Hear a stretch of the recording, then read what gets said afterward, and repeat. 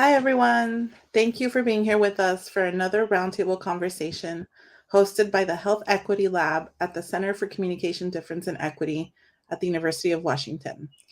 I'm Dr. Carmen Gonzalez, and I'm excited to welcome two wonderful scholars who will continue our conversations around community-engaged research. Dr. Timeka N. Tounsel is Assistant Professor of Black Studies in Communication at the University of Washington and Faculty Associate at the Center for Communication, Difference, and Equity. She studies and writes about Black popular culture for scholarly and public outlets. Her first book, Branding Black Womanhood, Media Citizenship from Black Power to Black Girl Magic, was published last year. Today, Dr. Tounsel will be in conversation with Dr. Jessica Moorman, whom she will introduce. Thank you, Dr. Tounsel. Thank you so much, Carmen. I'm so excited to engage with you all today. Thank you for everyone who's out there in the interwebs joining the conversation. And I am so excited to introduce my friend and sister scholar, Dr. Jessica D. Moorman, who is a fourth-generation Detroiter and an assistant professor of communication at Wayne State University. She earned her PhD in Communication Studies from the University of Michigan, go Blue, and a Master of Health Science from the Johns Hopkins Bloomberg School of Public Health. Dr. Moorman's research and writing explore the impact of media on human development over the life course.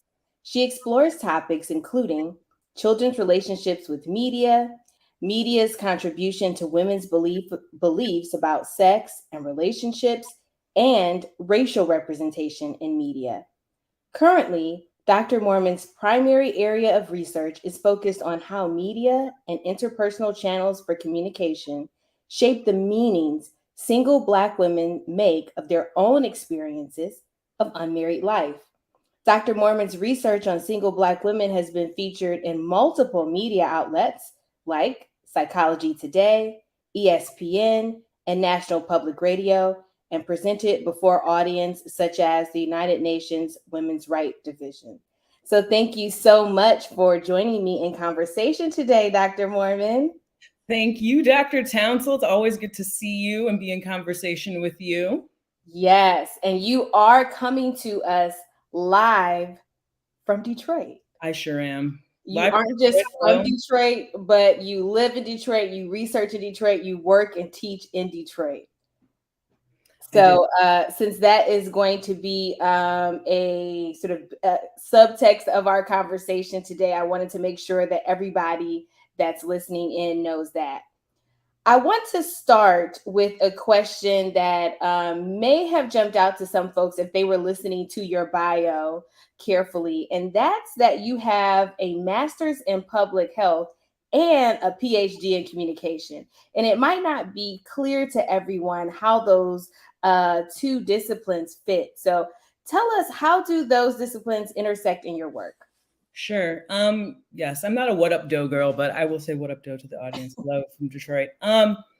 So what is my trajectory as a scholar? So I have a bachelor's actually in American culture, and I think that's really the catalyst for that trajectory, right? So during my undergraduate years, I worked as a health educator for an HIV prevention education program that was based on a low literacy model with my mentor, Dr. Nisha Hanif. She was based at U of M at the time. And so it was a really great community health-based project. It was based in Freirean principles of co-intentional education and teaching back. So we were responsible for disseminating that information within our communities before we were able to share it with folks in South Africa, Jamaica, things like that.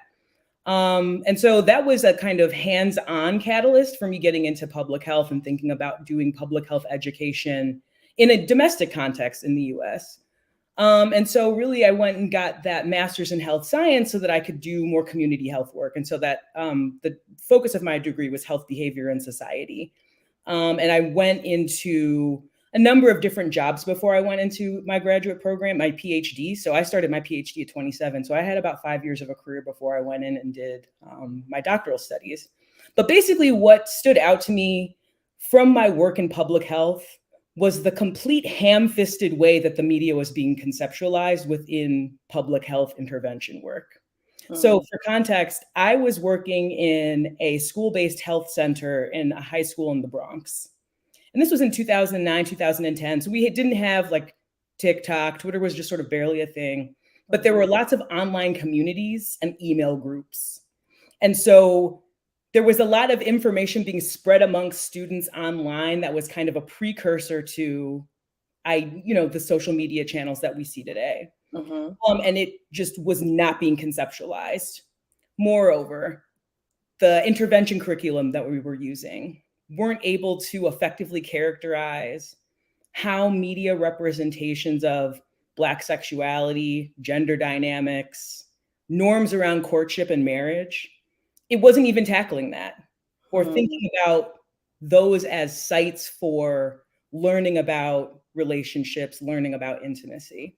And so I ended up leaving that practice job and going into a research job, thinking about questions of basically health equity among trans youth, sex workers. This is a project I did basically back in Detroit in 2011, just before I went into my doctorate.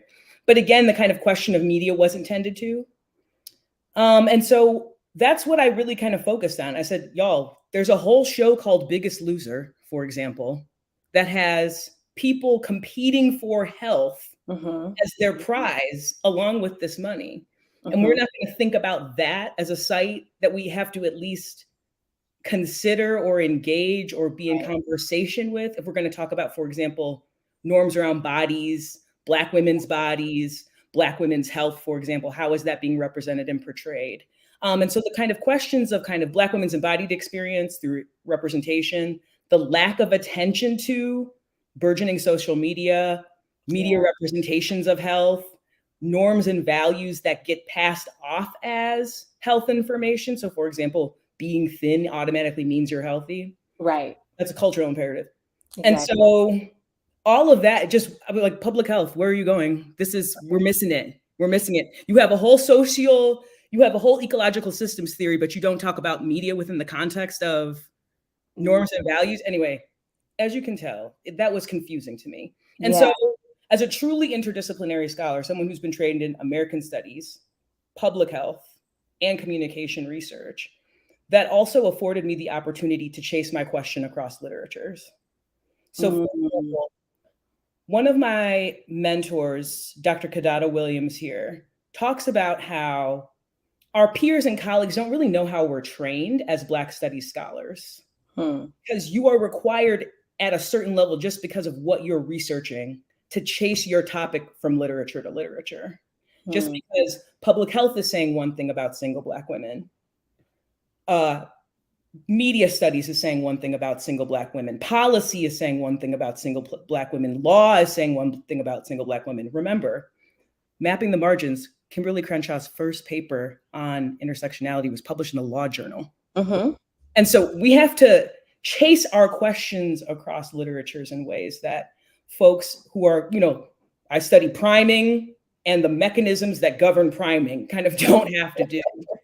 Right. So I think kind of a number of reasons why A, I got into it, but B, why I'm really grateful for that kind of ability to read across literature, read across method, read across traditions.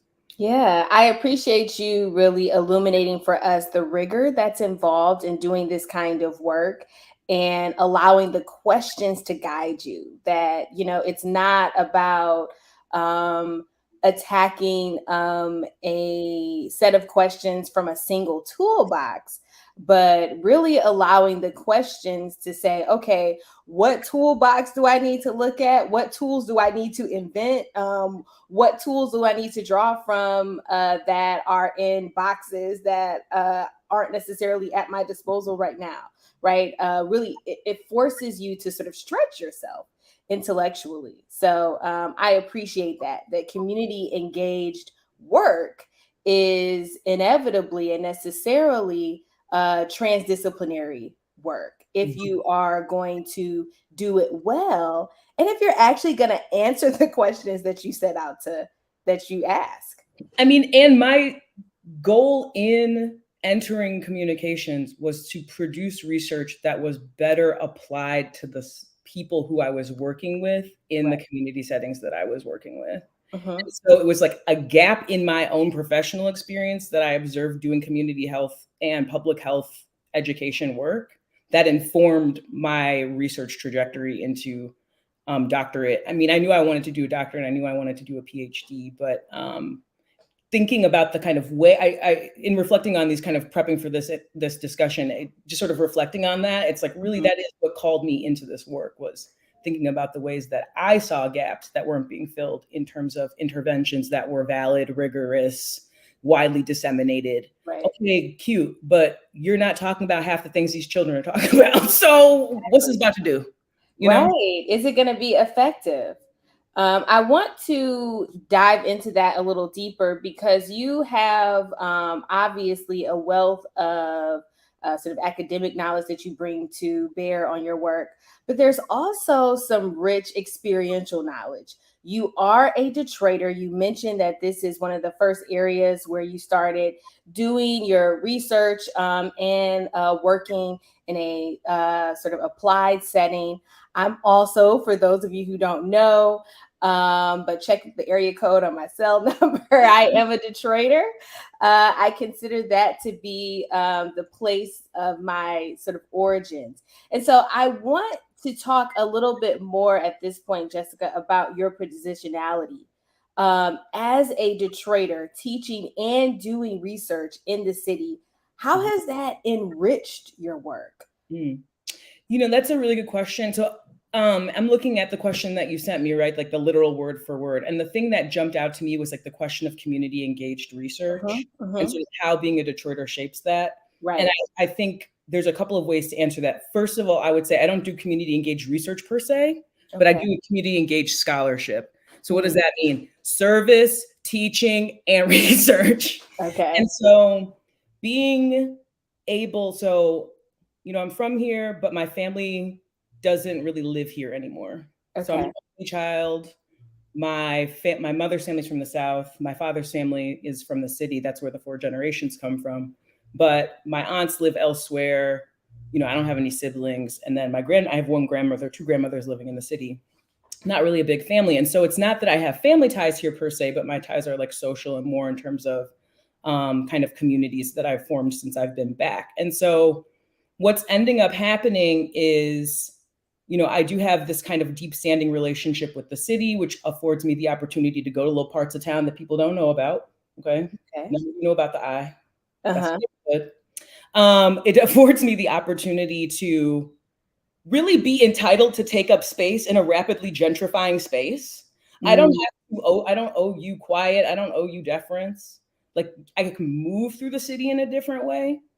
But I think in terms of how it sort of flags me to, you know, the town, for lack of a better word, is that people see me out drinking coffee. People see me out running around with my friends. People see me out and in the network. I think part of the critique I have of the term community-based participatory research, which is how I learned it, and community engaged, is because of how we over-determine the term community. For me, it's like you have to study it, and then I live there, and then they're over there, and then we're going to come together in the church basement, and then we're going to talk, and they're going to tell me what to do, and then I'm going to go back home, and then we're going to have an agreement. That's definitely a model for community-based work, and one that's effective and valid, right? I'm not critiquing that. I've seen some phenomenal community-based research done in that model, but for me, it's 12 people over the past 6 months coming up to me and being like, I really want to go back to school. Do you know how I can do that? I know you're at Wayne. I just saw that they released a bunch of money for returning students, transfers, Detroiters. How can I get a piece of that? I have half of a degree. Bet. Okay, I'll tell you where to go. Or a friend of mine who's not enrolled in school, but approached me and said, I have an idea that I've been trying to figure out what to do something with. I'm writing a publication right now. And, you know, we had that conversation over drinks at the bar very randomly because you know, her fiance is a DJ. So we were there just chill and listen to him. And or maybe it wasn't that night. But anyway, but that because I'm out and about and people know what I do, to me with their academic questions. But then there's that kind of teaching.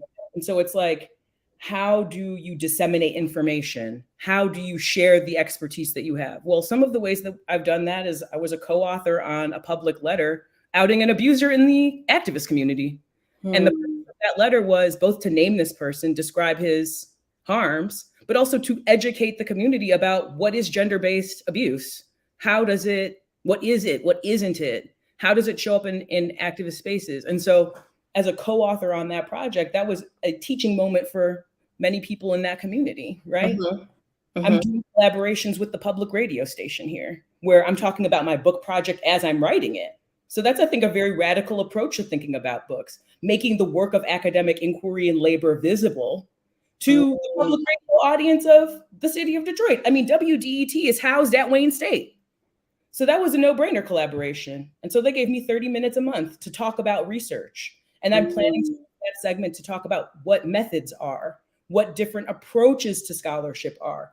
Why is this question relevant to the city of Detroit? So in the slide that you showed, that showed a map of the city of Detroit, at the top it says 77.9% of Detroiters are unmarried. That's the highest rate of unmarried status of any major city in the top 30 cities in this country. Wow. The next highest is Baltimore at 71%, right? That's shaped uniquely by the economics of this space. That's shaped uniquely by the demographic composition of this town. That's shaped uniquely by race-based, racialized capitalism and the ways that it has delineated space in kind of hyper-segregated suburbs and city.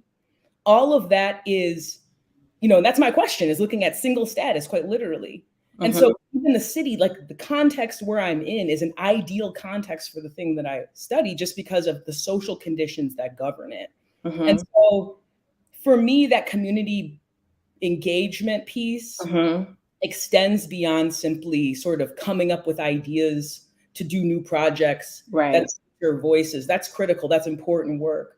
But I think what I'm seeing in terms of how I'm moving around is just because people know that I'm Dr. Jessica, they're saying, oh, I have an idea I want to work on with you. I just talked to somebody 2 weeks ago. He was like, oh, we need to have a conversation and talk about what it means to be Black and things like that. And so I think that's really what it comes down to for me.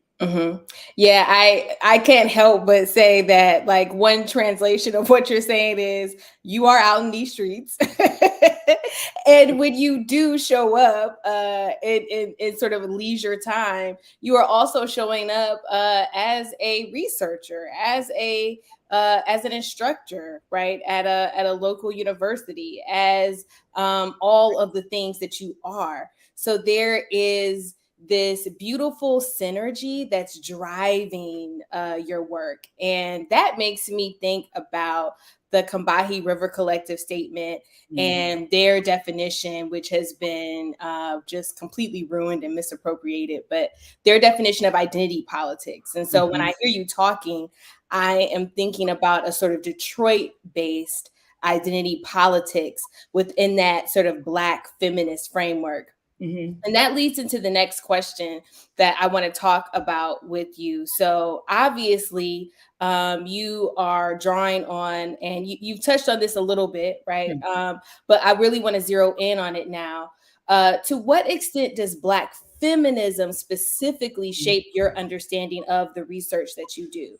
Sure. And I want to talk about, in order to really give some heft and substance to this part of the conversation, I'd like you, as you're telling us about how you draw on Black feminism, I want us to talk about the kinds of tools, right, the theories and frameworks that Black feminism gives us that are then useful for you. Because when we first started talking, you sort of talked about, you identify yourself as a Black studies scholar, right? Even though, we were talking about obviously public health and communication research, but that is this, I think, sort of overriding system within which all the work that you do falls. So let's highlight the Black feminism of it all, shall we? Sure. So I want to back up for 1 second and talk about the being in the streets. Because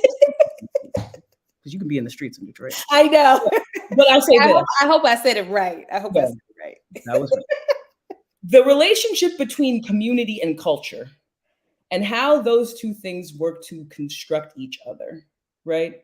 Detroit is vibrant with music, art, Yeah. performance, Yes.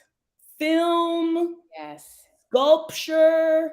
There's a coffee shop I go to, I run into like all these international touring DJs at it. I mean, I personally love that, but I also it puts you in a different kind of conversation about what global cultures of Blackness actually look like and the work they require in order to maintain and advance.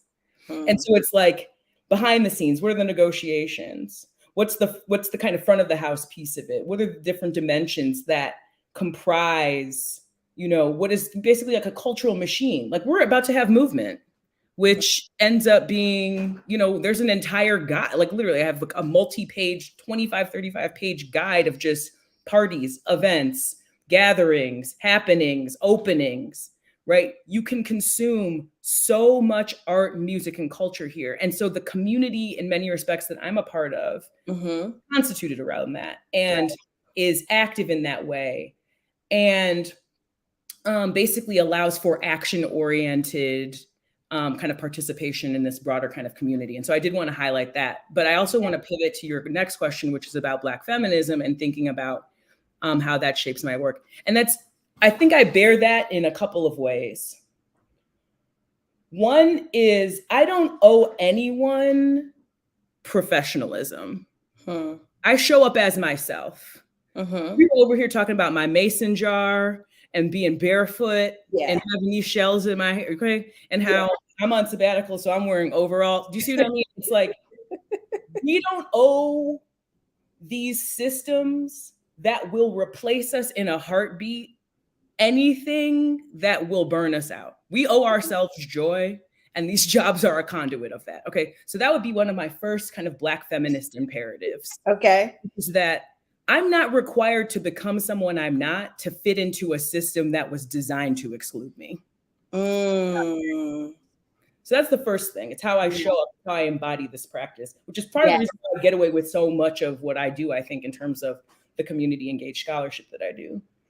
The second is about whose voice we're prioritizing in what conversations.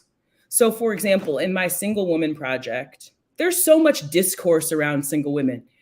Ronald Reagan got to say, Kevin Samuel's ghost got to say, everybody with the dating advice book got to say. Yes.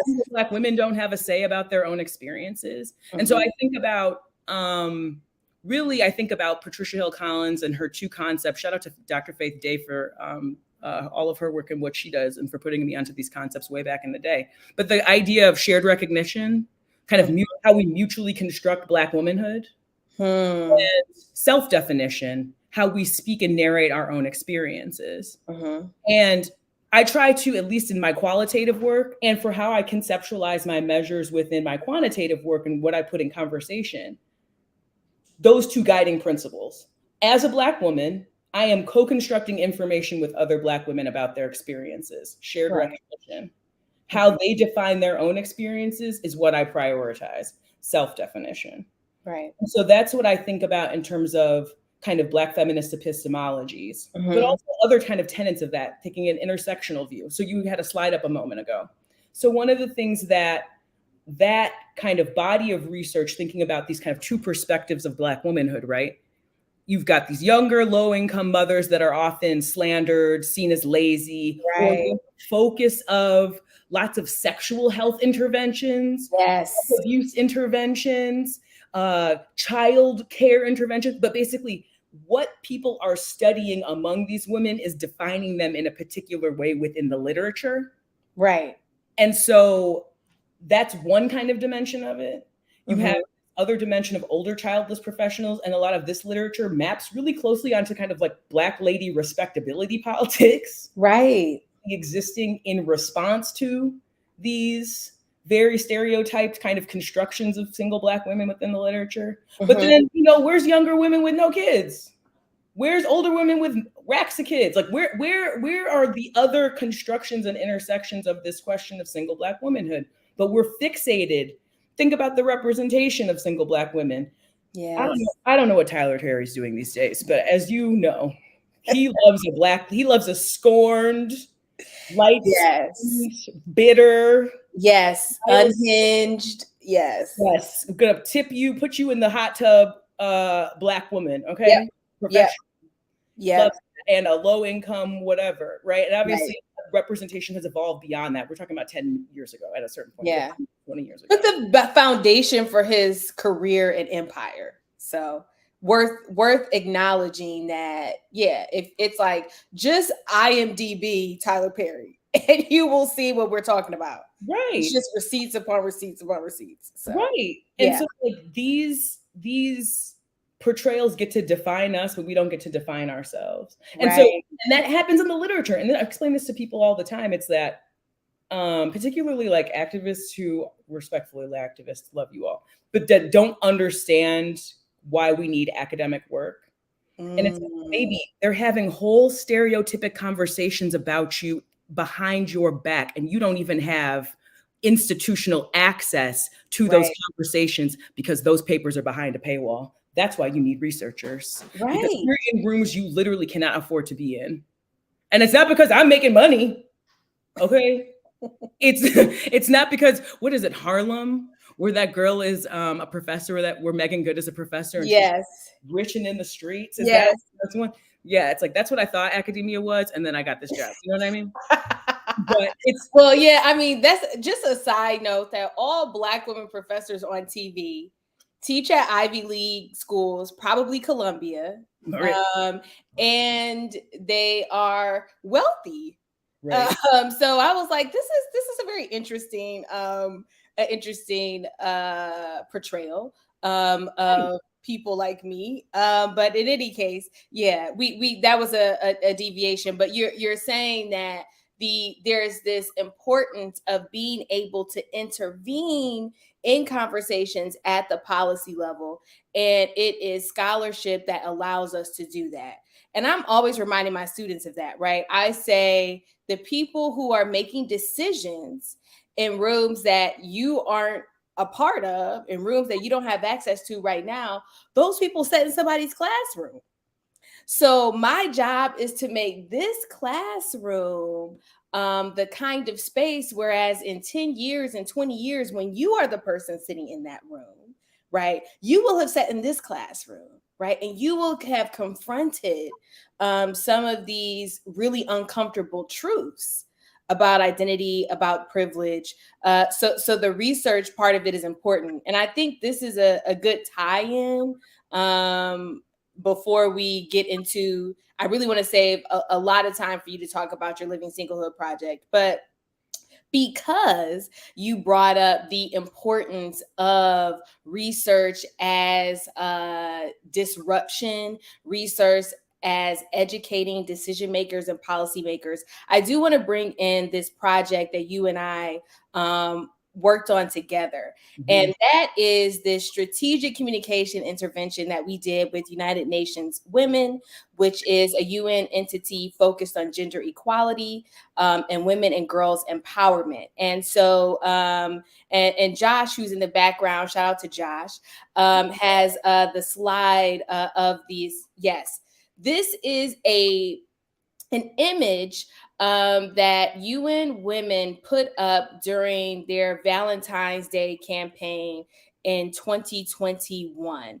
And what you're seeing here is that there are people of different gender expressions, of different races, ethnicities, different ages, and everyone is partnered in a kind of way. Everyone has a companion or someone for whom they are showing love or receiving love, except for the Black woman.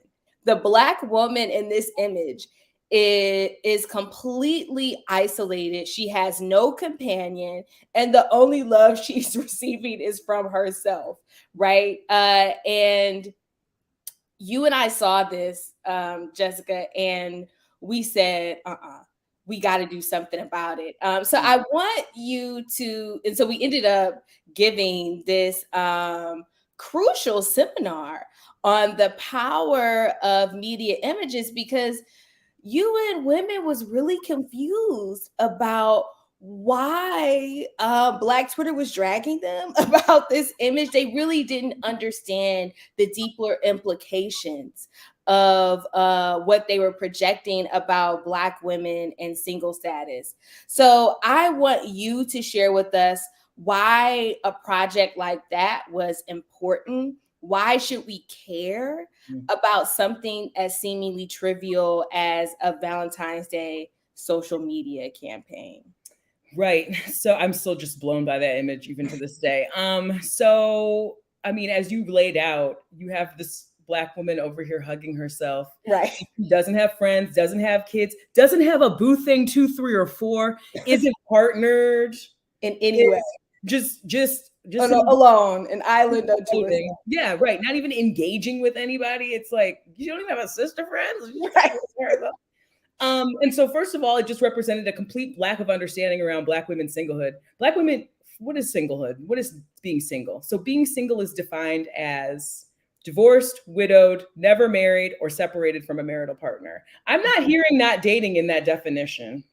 Right. And so we have a lot of slippages in how we think about single status. We have single status, single I'm not dating, single I'm not married. In my work, I define it as unmarried. Why? Because that's where the benefits lie. That's where the marker between federally certified as respectable lies, just in terms of all these discourses, but also in terms of literal legal benefits, tax status, being able, right of inheritance, access to health insurance, all these different kind of suite. It's a form of privilege. Quite literally. It's a form of privilege. Yeah. Quite literally. And so, but again, I'm not hearing that she doesn't have friends. Right. And so for me, that was one of the first things, and you and I were hot over this. Yeah. But I do want to say, though, we do love our colleagues and collaborators over at UN Women for inviting us, and they were very awesome. Kind. They were so gracious. I'm very open to having this conversation and very willing to learn. So I will give them that. I think the other piece of this I will highlight is that representation betrays attitudes that are informing global policy. And single status is a women's rights issue fundamentally. Child marriage, which we don't think of as a single status issue, keep people single, is fundamentally a single status issue. We want girls to wait until at least 21 to marry because we want them to get educated, fully mature, right? That's a single status question. On the opposite end, discrimination against widows and the removal of widows from the community at the end of their partner's lives. That is another kind of very specific issue of inequity that has global implications for women's rights, right? Both of these are single status questions. Yes. And so because they're doing literal actual policy in those arenas, I think at the time it was like there was initiative around kind of girls and young women and supporting young women and really elevating them in all of these different spaces. It just ended up kind of revealing a gap in how they're conceptualizing some of their rights work. And so it became an opportunity, again, this kind of like community engaged scholarship. We weren't necessarily doing research with them, but we were in conversation with them and educating them based on our respective areas of work about, here's a gap in how you're conceptualizing this policy. Here's how it ties directly into your initiatives for the year. And here's how it's reflected in your current campaigns. So I think that's those are kind of my takeaways from that encounter. But it was, I think that the ultimate issue there is when any sort of identity, and particularly with that image, there's this narrative of being unmarried as something other than a choice, right? As a sort of last resort or a sort of condition that one finds oneself is, not something that someone chooses. And I know you unpacked and disrupt that thinking in your book project. And then also thinking of being unmarried as some sort of deficiency, right? That's what we were helping our community members over there at UN Women to understand, right? That part of empowerment means really being able to illuminate singlehood as a choice, and sometimes as a the the best choice, and being able to articulate for people all of the richness of life that comes with that choice, right? It is not a choice of self-isolation. Right. So with that, I want to get into the Living Singlehood Project. And you mentioned, I love that you are talking through this work with your radio show. And you're also, if folks want to follow you on Twitter, you are, I have never seen anyone sort of live tweet their book in the way that you were doing. So that's also, I've taken a lot of notes from you there. The insights that we are getting from your work are so powerful, and they are so enlightening. For people who aren't doing this work, and for people who don't find themselves single. So tell us about the Living Singlehood Project, please. Sure. And this kind of dovetails with something you were just saying a moment ago about choice and single status. So Black feminism, one of its tenets is agency in relationships, being able to choose the relationship configurations that best work for you. And so that's another kind of lens that comes through an analysis where it's like, people are choosing this. This is not simply the domain of Steve Harvey and Derek Jackson and Bobo Boo Boo and the lady who went off now and is in the dating advice space, right? It's beyond these kind of cultural narratives of deficiency. And this is what I found is so interesting with this project is that we don't have like scholars of singlehood. But still, there is so much media discourse about single status. If you wanted to talk to someone about climate change, you talk to a climate scientist. If you want to talk to someone about the economy, you talk to an economist.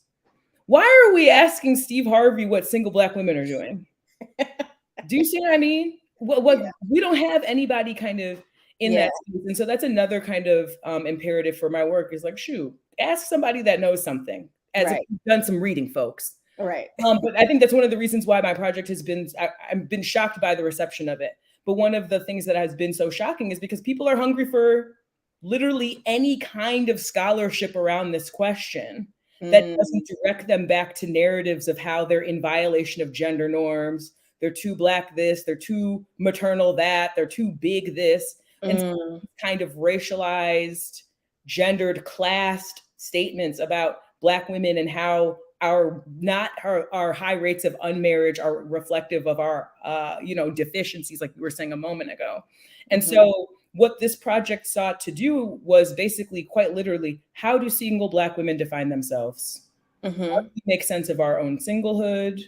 What are the factors shaping that? So again, getting back to that kind of ecological model, I don't know if you want to pull that up, Josh, but that kind of ecological set of frameworks that guide this project as well. But how are these kind of processes of socialization functioning within this context? So yeah, this is the broader framework that I'm using to guide and organize some of the thoughts in this project. And this is just a pretty standard ecological model.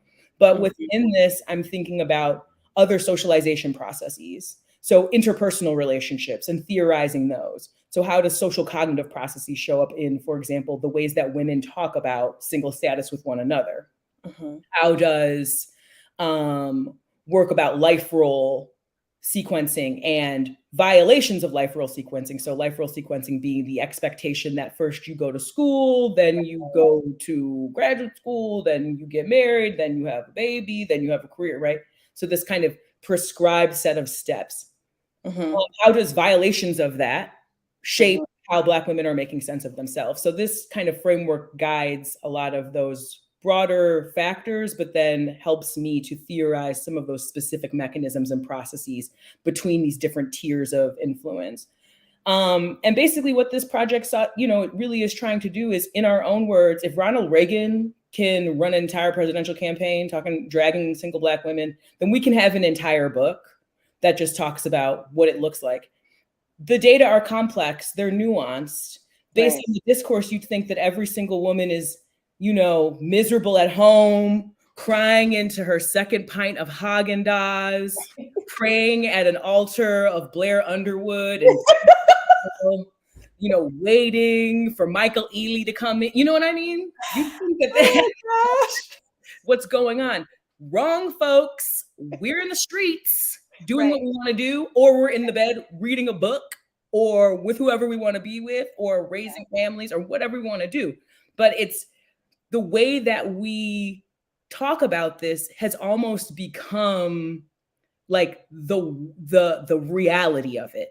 It is quite literally the way that Stuart Hall talks about ideology as fixing a narrative and fixing a reality and fixing an understanding of the world. The discourse has fixed how we understand Black women and their singlehood within popular culture, such that we even take these riffs, these Kevin Samuels ghost conversations as biblical fact about the experience. And so that was one thing that this project sought to do. So going back again to what Black feminist kind of leanings there are, directly challenging those narratives, right? Directly speaking back to those narratives with voice and experience, and highlighting how things like misogyny, how things like career advancement, how things like advice to kids, mentoring children, like how all of these different components of the lived experience of Black women show up in how we uniquely define our single status.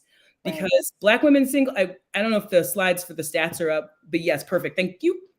So more than half of all adults in the US are single. That has interesting implications if we're thinking about things like equity. You talked about a moment ago that marriage really does function as a privilege. And so now that fewer and fewer and fewer, and now a minority of adults have access to that privilege, we should be paying attention to it a bit more as an axis of inequity and as an axis of along which forms of discrimination can manifest, right? If we think about 67.8% of women 20 to 34 are single. So we've got a generational question of age. Of course, marriage is a life course event. And so younger women typically have higher rates of single status than older women. But even as we move through age cohorts, the rate of single status is increasing for all women. Also, for the record, that number for males is 76% between 20 and 34. We always leave the question of males. Why am I saying male and female? Male and female are how these data are actually measured by the census, and these are census data. And again, the definition of unmarried and single here is divorced, widowed, never married, or separated from a romantic partner. So that's who's in this bucket. And so you see this kind of generational shift and generational move away from marriage. So not only do we have higher concentrations of it, but more and more people are being unmarried every day. And then you have this kind of racialized dimension to it, where Black women have the highest rates of single status of any group of women in the country, by above, far above and beyond. I think the next highest group is Hispanic women, as it's defined by the census, at 55%, I believe. But that's, again, still significantly lower. And I got that stat wrong, so double check it. But bottom line is that you see these kind of overall social trends along age lines, trends along racial lines, shifts in gender norms, right? Women just don't need men to have bank accounts anymore, which is many of, quite literally. So the need for marriage is gone. And so mechanisms that drive women into marriage are not there.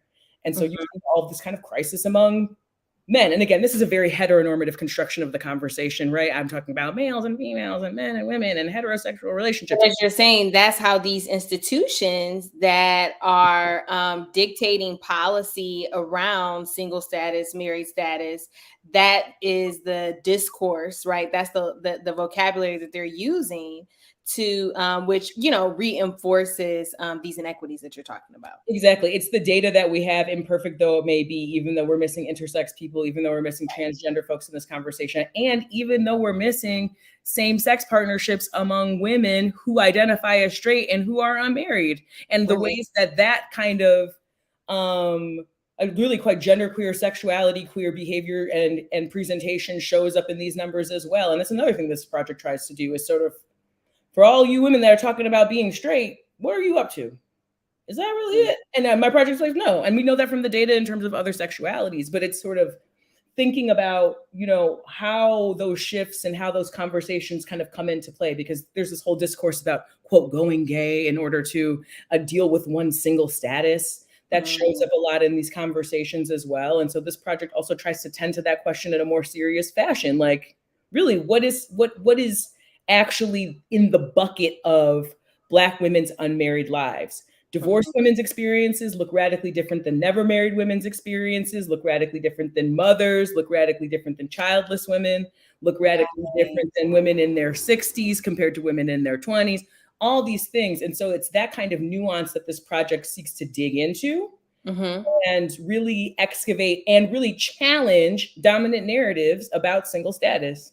Right. And so you're really capturing the diversity within unmarried Black women. And I do want to say a point. One, I want to prime the audience that we are getting ready to receive questions from you. So if you have a question, if you're thinking about a question, get it ready, type it in, and I will ask Dr. Moorman your question.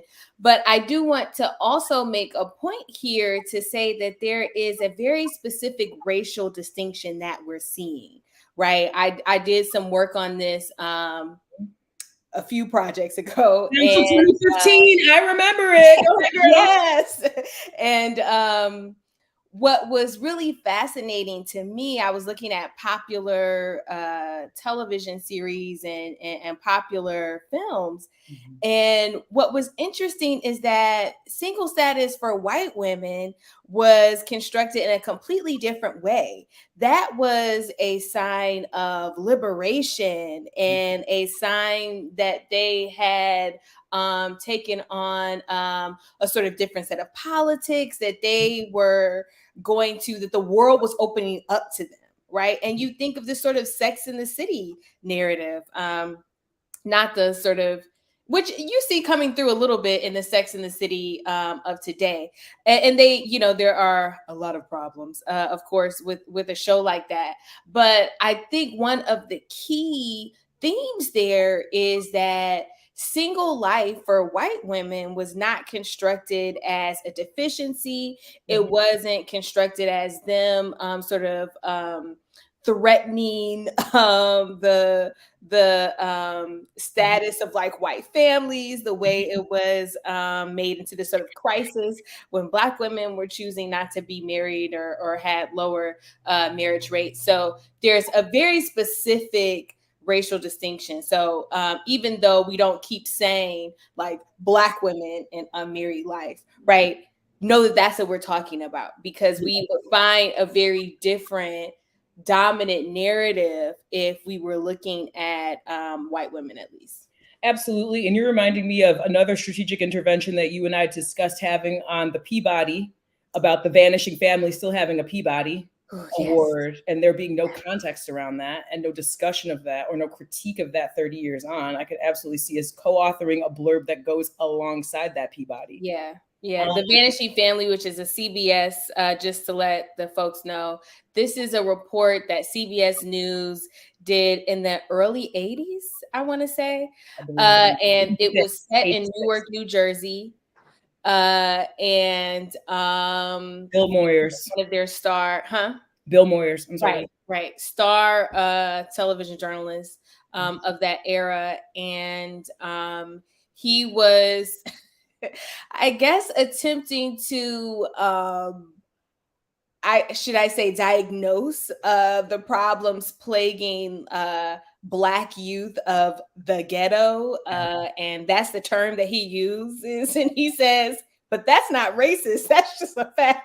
Yes. So this is, you can see this in this report. The CBS report won a Peabody Award. So Peabody Award, exactly. And I think that's like the penultimate example. Yeah. And the reason why I like that documentary as a perfect example of this is because of the roundtable that they had following up with Jesse Jackson and Mary Frances Berry, I believe, was on it, and Eleanor Holmes Norton, where it sort of created this like Goofus and Gallant narrative around very much what you see in the literature, where it's like you have these like poor young women who don't want to marry the fathers of their children. Oh no. And then you've got, these storied Congress people and reverends talking about the crisis, right? It just sort of, I feel like that whole package of representation really highlights the racialized dimensions of this, because you're absolutely right. The whole community is hanging on by a thread as to whether I get married or not, because we have a single Black professor running around the community ungoverned. She's in the clubs at 2 a.m, y'all.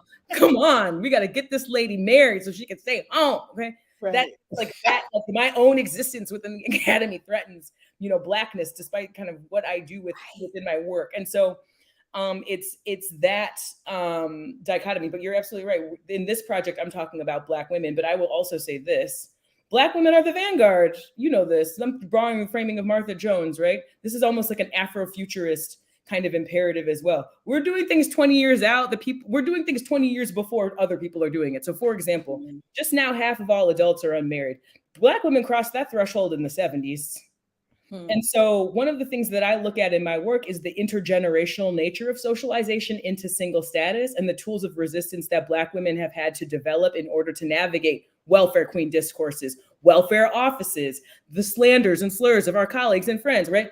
In terms of how we're navigating society with, trying to earn a degree and raise a kid and have a job, right? And how there are multiple kind of generations of skills and mindsets and values that we've had to develop in order to navigate and raise our families in these antagonistic contexts. And so those are skills that other women are trying to draw on. And that's one of the things that I find so interesting in my project and in how it's been publicly received. Again, that kind of community element, for thinking about the broader community of single women, is that I get a lot of younger white women and younger women of Asian Pacific Islander background and Latinx background and of mixed race heritage and all kinds of racial backgrounds and class backgrounds being like, well, so how do we do this? Because I don't know what to do. And so it's almost like you have people looking to Black women for guidance on how to be single.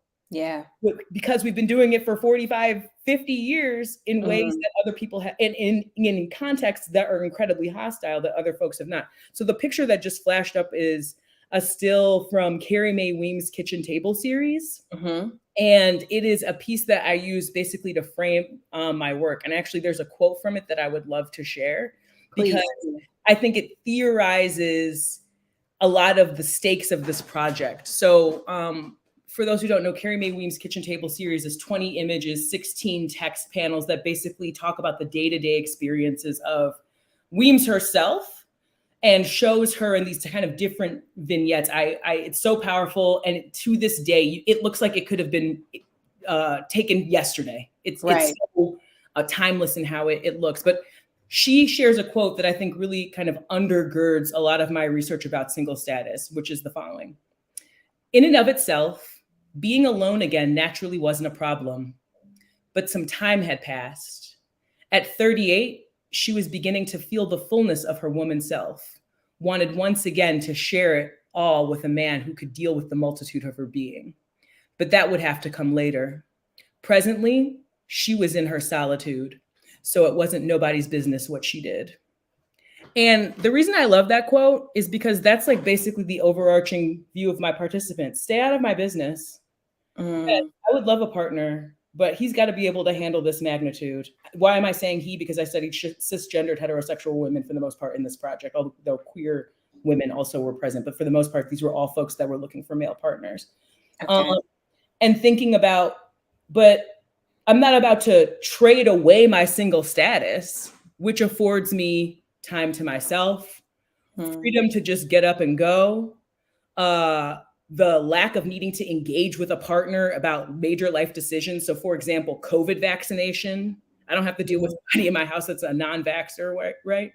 And so I love that quote as a framing device, and I use Weems's work as kind of a signal or a guidepost, and as a kind of another kind of touch point in the culture that offers one of the few counter representations that really capture the multidimensional nature of Black women's singlehood in ways that, Kevin Samuels ain't doing. I keep going to Kevin Samuels, but I guess he's gone. I mean, that series has withstood the test of time. And again, to the audience, if you've got questions, please type your questions in the comment section, and I will read them, and you can get them answered live. But because you mentioned the COVID piece, while people are typing in their questions. I would love for you. I know that that's been one of the interesting threads in your work, is because, of course, you've been doing all of this during the pandemic. So talk to us a little bit about how COVID has impacted this research. Sure. So, I mean, first and foremost, it impacted how it got done, just because some of my interviews I do via Zoom.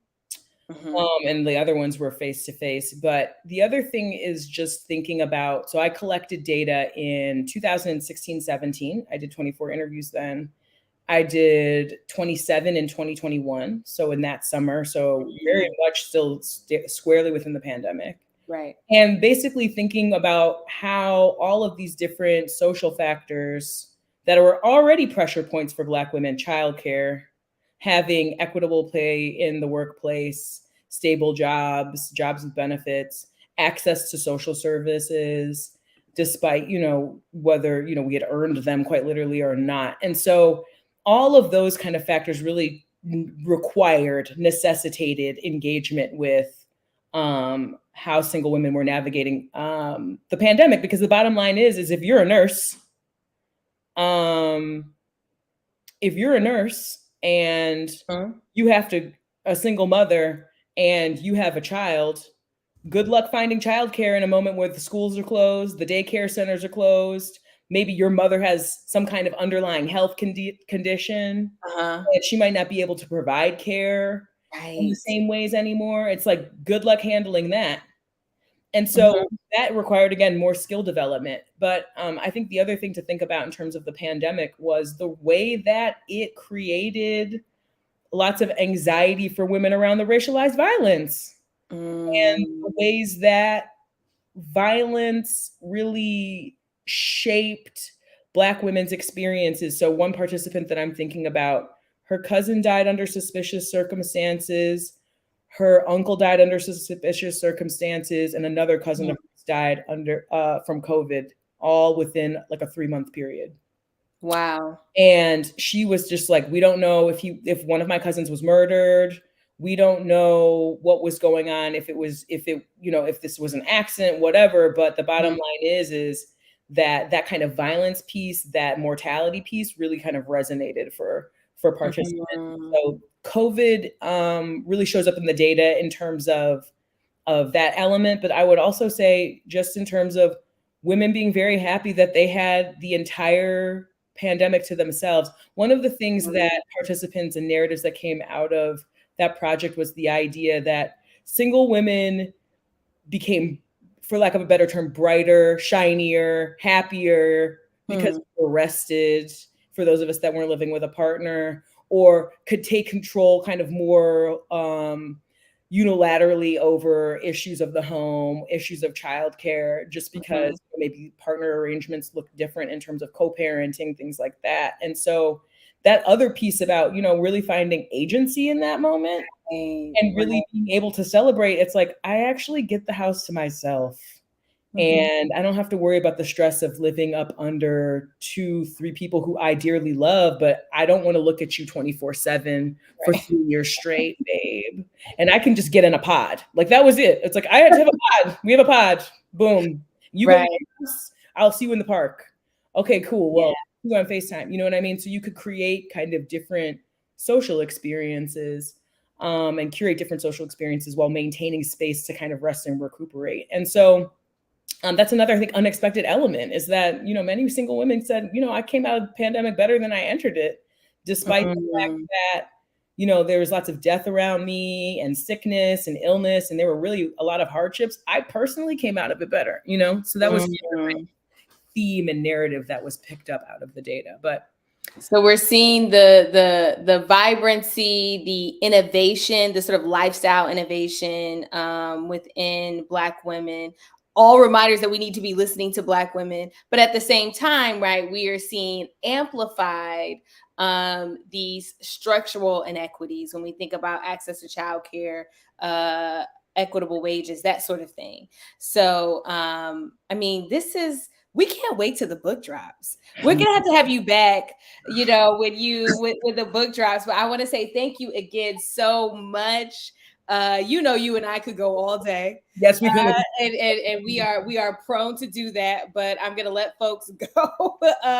But before I do, I just want to say thank you to Josh and Julie. Josh is the producer extraordinaire who is keeping us on point, keeping our visuals beautiful and vibrant and tight today. Thank you so much to Josh. Thank you so much to Julie, who both are part of our awesome team in the CCDE. So thank you both to them for the awesome work that you've done. Thank you to Dr. Gonzalez, who is the founder of HEAL. And for those of you who want to join us for the CCDE's next virtual roundtable, that will be June 16th, where Josh will be joined with our executive director and founder, Dr. Raylena Joseph, for a CCDE year in review. That's June 16th at 12 noon Pacific time. So be on the lookout for